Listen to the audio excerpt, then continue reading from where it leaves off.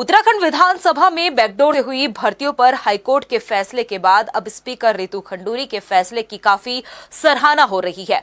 Backdoor से हुई नियुक्तियों से जब पर्दा उठा तो इस मामले को गंभीरता से लेते हुए विधानसभा अध्यक्ष रितु खंडूरी ने गहनता से जांच कराई और 228 कर्मचारियों को बर्खास्त कर दिया गया। उनके इस फैसले को अब हाईकोर्ट ने भी सही माना है। ये रिपोर्ट देखिए। उत्तराखंड विधानसभा में बैकडोर से हुई भर्तियों पर हाईकोर्ट ने 228 कर्मचारियों की बर्खास्तगी के फैसले को सही माना है। हाईकोर्ट ने विधानसभा अध्यक्ष रितु खंडूरी के फैसले को सही ठहराते हुए कर्मचारियों की बर्खास्तगी को यथावत रखा। हाईकोर्ट के फैसले के बाद अब प्रदेश भर में विधानसभा अध्यक्ष रितु खंडूरी के फैसले की सराहना भी हो रही है। दरअसल उत्तराखंड में अब तक जो भी विधानसभा अध्यक्ष रहे हैं उन सब के कार्यकाल में विधानसभा में बैकडोर से नियुक्तियां करने की पटकथा लिखी गई है, लेकिन पहली बार उत्तराखंड विधानसभा के इतिहास में रितु खंडूरी के बतौर विधानसभा अध्यक्ष बैकडोर से विधानसभा में हुई नियुक्तियों को रद्द किया गया है, जिस पर अब हाईकोर्ट ने भी अपनी मुहर लगा दी है। रितु खंडूरी के इस फैसले से जहां बैकडोर से हुई कई नेताओं के करीबियों को झटका लगा है, तो वहीं उत्तराखंड के युवाओं का दिल जीतने का काम भी विधानसभा अध्यक्ष रितु खंडूरी ने किया है। इस मामले पर विधानसभा अध्यक्ष रितु खंडूरी का कहना है कि उनकी किसी से भी कोई व्यक्तिगत दुश्मनी नहीं है, लेकिन जिस तरीके से अनियमितताओं को लेकर भर्ती की गई है वो उसके खिलाफ थी। हाईकोर्ट के माननीय उच्च न्यायालय का जो निर्णय आज आया है उसका स्वागत करती हूँ और उनका आभार और धन्यवाद भी करती हूँ।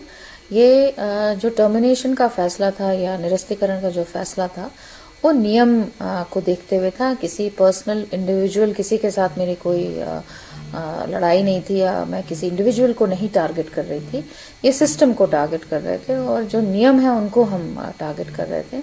तो मुझे आज खुशी है कि जो मैंने उस दिन निर्णय लिया था उसको आज माननीय उच्च न्यायालय ने सही ठहराया। विधानसभा अध्यक्ष रितु खंडूरी के इस फैसले की अब काफी सराहना हो रही है। पूर्व विधायकों के बने संगठन ने भी रितु खंडूरी के फैसले की सराहना की है और उनको बधाई भी दी है। देखिए, जो भ्रष्टाचार का मामला है इस पर तो सभी लोग चिंता में है। ये भ्रष्टाचार का जो जिन्न है इसको मरना चाहिए, खत्म होना चाहिए। और जिस तरह में देखिए माननीय धामी जी प्रयास कर रहे हैं और माननीय विधानसभा अध्यक्ष जी ने भी इसमें बहुत सराहनीय प्रयास किया है।